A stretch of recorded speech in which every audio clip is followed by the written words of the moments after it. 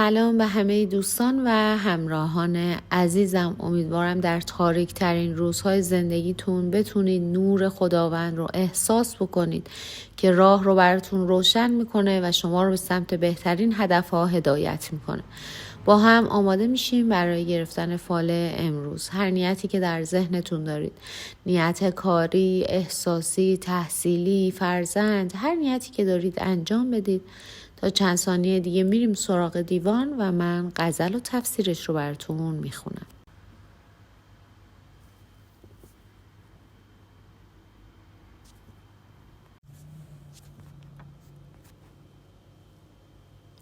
خب دوستان، اگر نیتاتون رو انجام دادین با هم ببینیم حافظ امروز چطور ما راهنمایی میکنن.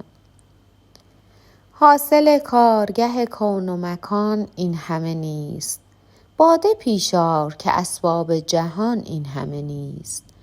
از دل و جان شرف صحبت جانان غرض است، غرض این است وگرنه دل و جان این همه نیست.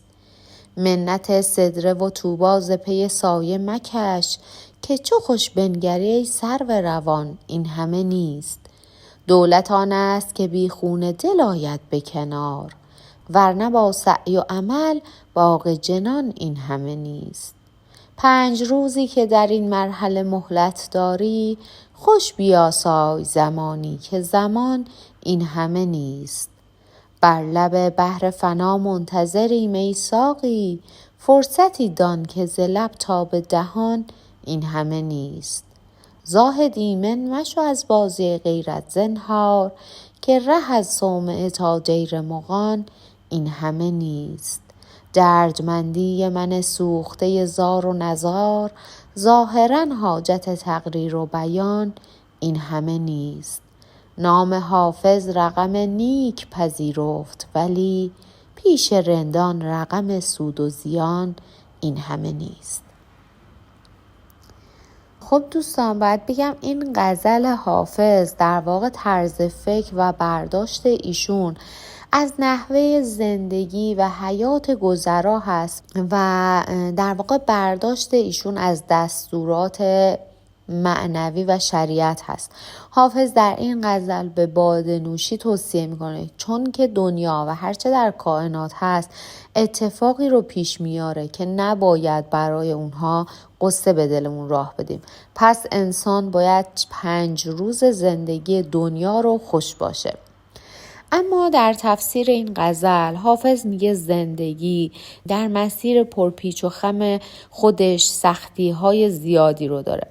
بعضی از افراد این مشکلات رو انقدر بزرگ جلوه میدن و زندگی رو انقدر به خودشون سخت میگیرن که همیشه ناراحت و ناراضی‌اند، در صورتی که وجود ما در برابر عظمت دنیا و در برابر عظمت خداوند هیچ به حساب میاد.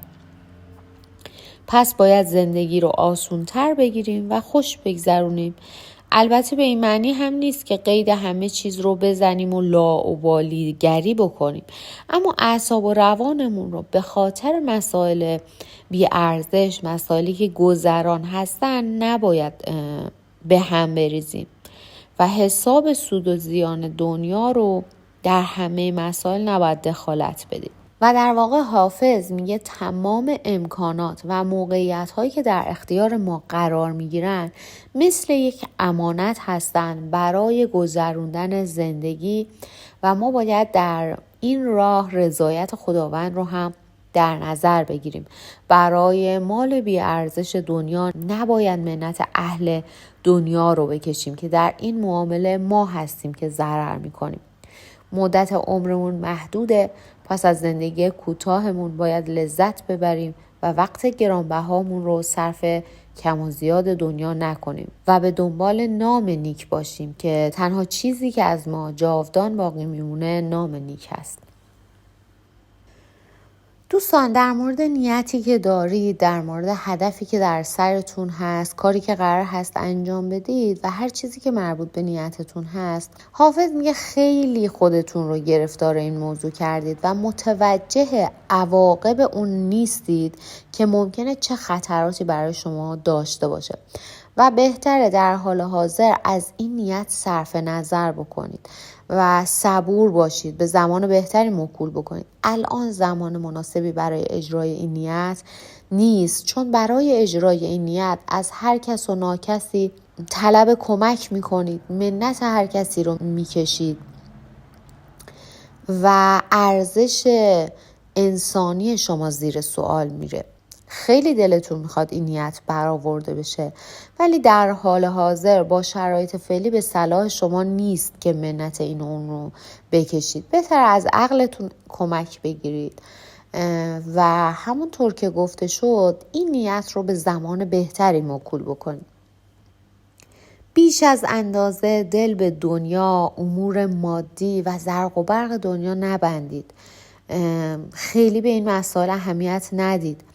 به اون چیزی که دارید قانع باشید، چون خیلی ها در حسرت داشته های شما هستن و همین چیزهایی که الان امروز در اختیار شما قرار گرفته شاید تا چند سال قبل آرزوی داشتنش رو داشتید. بهتر از دقایق زندگیتون بهترین بهره رو بگیرید و خودتون رو درگیر حاشیه‌های زندگی و مسائل حاشیه‌ای نکنید. دوستان، حافظ میگه اگر کسی بتونه قلب شما رو ببینه و اون رو تجزیه تحلیل کنه، انقدر مهر و محبت و صفا، صمیمیت، یک رنگی و عشق در اون موج میزنه که تمام انسان ها میتونن در دریای عشق شما شنا بکنن. اما یک بدی شما دارید که زبانتون سرد و تند و برنده هست و گاهی وقتها خیلی زود از کوره در میرید و عصبانی میشید و این قلب پرمهر و عشق شما رو در واقع سنگدل معرفی میکنه در مقابل خیلی ها. بهتره یک مقداری صبوری بکنید، یک مقداری این زودرنجی و عصبانیتتون رو کنترل بکنید که اون قلب پر از مهر و محبت شما نادیده گرفته نشه. دوستان، اگر نیت خرید و فروش داشتید، باید بگم خرید براتون سودآوره، اما فروش زمان مناسبی براش نیست. و در مورد دوستانی که نیت ازدواج داشتن، باید بگم ازدواج در حال حاضر اتفاق نمیفته، ولی با شخصی آشنا میشید که یک برخورد زیبا، یک برخورد صمیمانه داره و ممکنه اتفاقات خوب و خوشایندی رو برای شما رقم بزنه.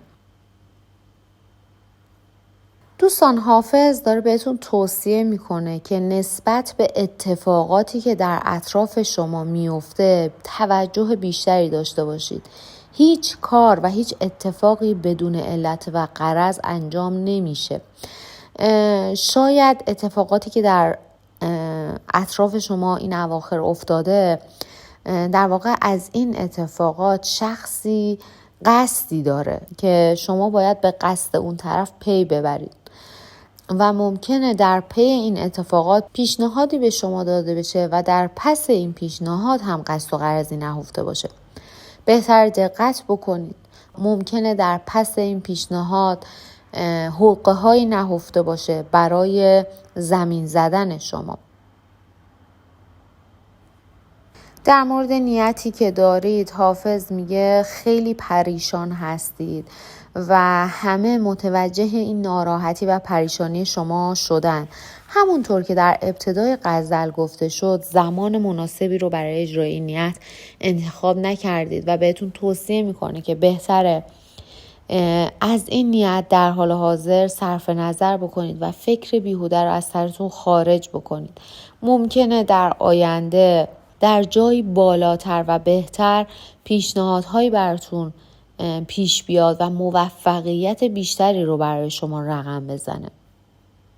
حافظ میگه فکر کردن در واقع قدرتی هست خدادادی که خدا در درون ما انسان‌ها گذاشته برای حل مشکلاتمون، اما خیلی از ماها متاسفانه از این قدرت تفکرمون استفاده نمی‌کنیم. اما اینجا حافظ داره بهتون توصیه میکنه در برابر مشکلاتتون، در برابر گرفتاری ها و سختی هاتون سعی کنید از این قدرتتون به نحو احسن استفاده بکنید. به آینده که در پیش روتون هست فکر بکنید. شما از خانواده محترم و با اصل و نسب برخوردار هستید، پس لازم تلاش و کوشش شما در خور شایستگی خانوادتون باشه، چون خیلی ها از شما توقع دارن و بهتره خودتون و اطرافیانتون رو ناامید نکنید. در آخر هم حافظ میگه در مواقع سخت و مشکلات زیاد سعی کنید از کاه کوه نسازید و مسائل کوچیک رو سعی کنید ازش بگذرید، راحت حلش بکنید، چون لحظات عمر زودتر از اونی که فکرش رو بکنید در گذر هستن و با مسائل کوچیک و ریز نباید خاطر خودمون رو مکدر بکنیم و اطرافیانمون رو برنجونیم. و این رو بدونید که افراد موفق هیچ ترسی ندارن از اینکه در یک موقعیت حساس قرار بگیرن که توی این موقعیت ضد و نقیض‌هایی وجود داشته باشه، چون توی افکارشون انقدر قدرت دارن که هیچ خلل و هیچ ناراحتی به وجود نمیاد و این اجازه رو در واقع نمیدن. اما افراد ضعیف، افرادی که بازنده هستن، سازگار شدن با موقعیت‌های حساس رو ترجیح میدن، یعنی ترجیح میدن با اون موقعیت‌های بد خودشون رو سازگار بکنن ولی اون مشکلات رو حل نکنن. پس یادتون باشه در مواقع حساس خیلی خودتون رو نبازید، سخت نگیرید و سعی کنید از قدرت تفکرتون استفاده بکنید و مسائل و مشکلات رو از سر راهتون بردارید. دوستان عزیزم، امیدوارم بهترین های خداوند در انتظارتون باشه و براتون رقم بخوره. ازتون ممنونم که امروز هم وقتتون رو در اختیار من گذاشتید و با من همراه بودید.